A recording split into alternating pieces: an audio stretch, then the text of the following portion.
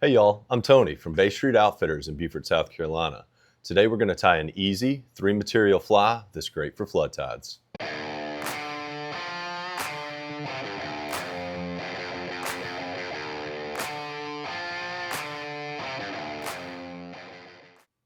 So a relatively new thing that the outfitter is doing is we're hosting a fly tying night at Shell Ring Ale Works. We call it Taps and Ties. Shell Ring is a brewery over in Port Royal. It's a great place if you're new to fly tying or just interested in fly tying or experienced. It's a great place to come in, learn a new pattern, pick up some new skills, swap some stories with some folks around the table. It's a great place for community. But one thing that we're going to try to do is after we host that event on the second Thursday of every month, the following Monday, we will post the video on how to tie that fly. So that's what this is. This is our most recent Taps and Ties fly. It's a very simple fly. We wanted to keep it simple on this past Thursday because we had the folks from Release Over 20 out there. We didn't want to take up a whole lot of their time, but still wanted to get a fly in. So this is a great pattern for flood tide fishing. It's one our guides use a lot. And so here we go. So the first thing that we're going to do is take our hook. We're using a size 4 jig hook. It's the XS 506 jig hook from Umpqua. We are going to clip that into our vise, and then we will start our thread wraps.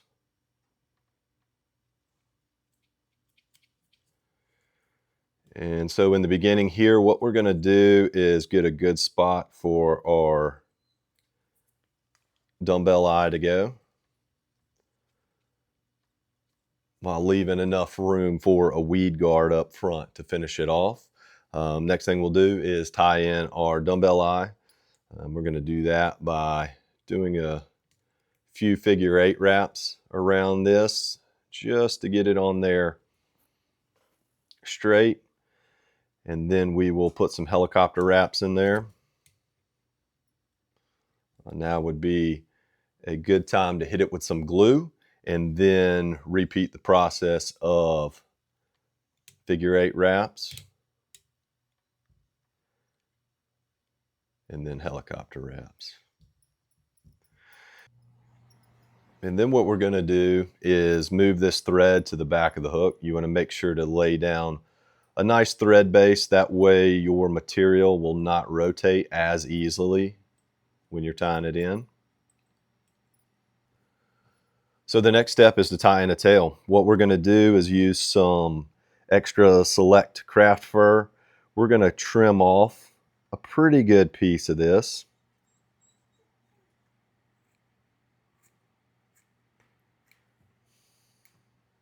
And after we trim that off, what we want to do is grab it about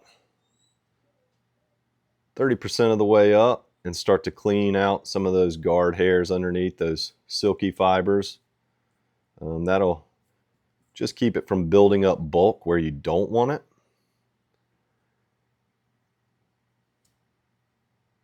And then we'll also pull out some of those extra long fibers just to keep the proportions where they need to be.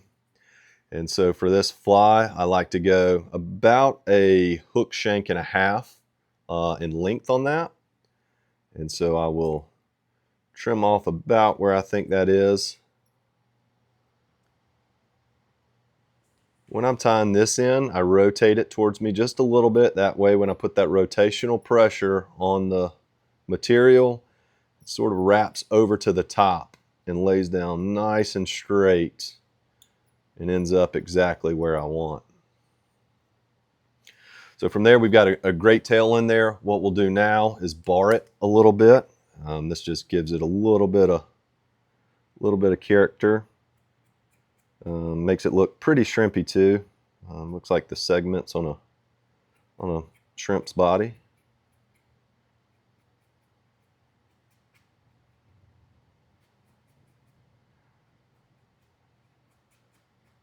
When I'm barring it, I just pinch that tail pretty tight so those fibers are close together. That way the ink can set in there. Next thing we're going to do is tie in a little bit of flash. This fly here doesn't have a ton of flash, but it's got just enough. So what we're going to use for our flash is not the standard crystal flash like you normally see when you're adding flash to saltwater flies. We're going to use the UV polar chenille. We're using it in a rusty copper color. A lot of times I call this a palmer chenille, because when you put it on, you want it to palmer out and then face it backwards a little bit. So we will tie it in by the core there that's on this. And then after we've got it tied in, we'll advance our thread forward just a little bit. That way, at this step, we can palmer it on.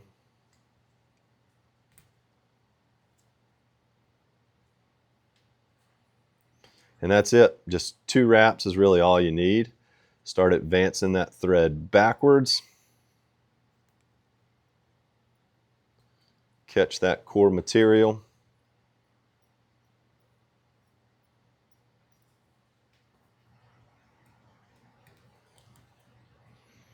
So after we've got our palmer chenille trimmed, what we want to do is go through and pick out any fibers that are trapped underneath there.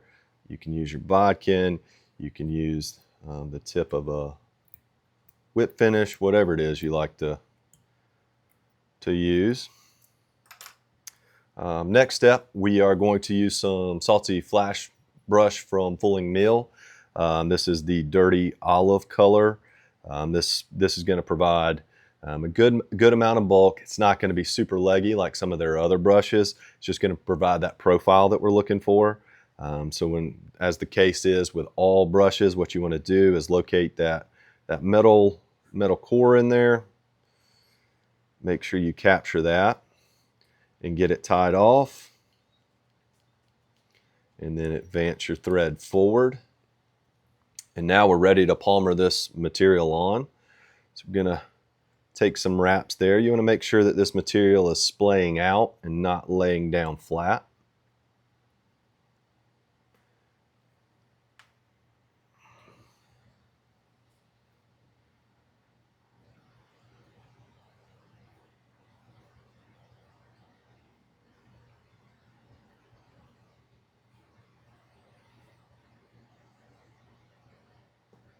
And then once you get the brush wrapped in, what you want to do is make sure you catch that core at least one time, and then make a few wraps behind the eyes, and then trim that core off just like that.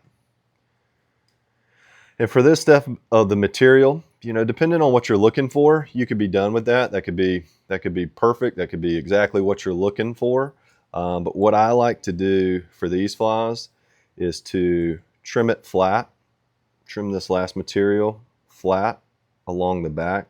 It's just less to get hung up. It gives me a little bit quicker sink rate in the grass.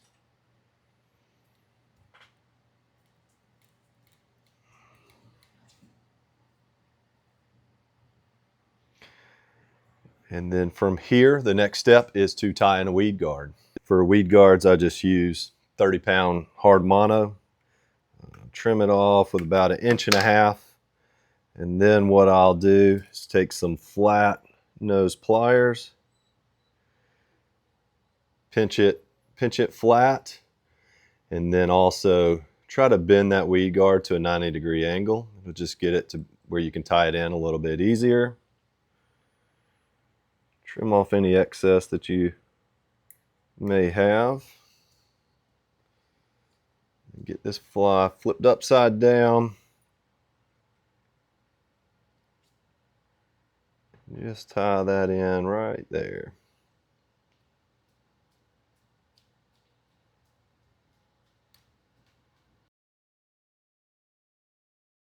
And to help it stand up, I give it a few wraps around the back side of it, just to make sure that that post stands up well.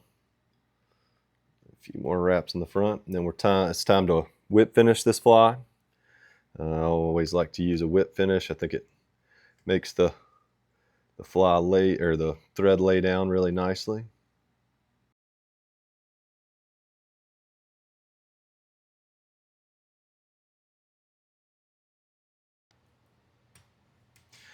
And then trim it off close. And from here, you can hit it with your glue and you're good to go. So this pattern here, really easy to tie, really quick. You can knock them out pretty fast. And it's super effective on flood tide fish. So hope you get out there and are able to use this pattern on some flood tide fish here this fall. Thanks. Thanks for checking out our YouTube video. Be on the lookout for our future projects. If you have any questions, give us a call at the Outfitter or visit us online at baystreetoutfitters.com.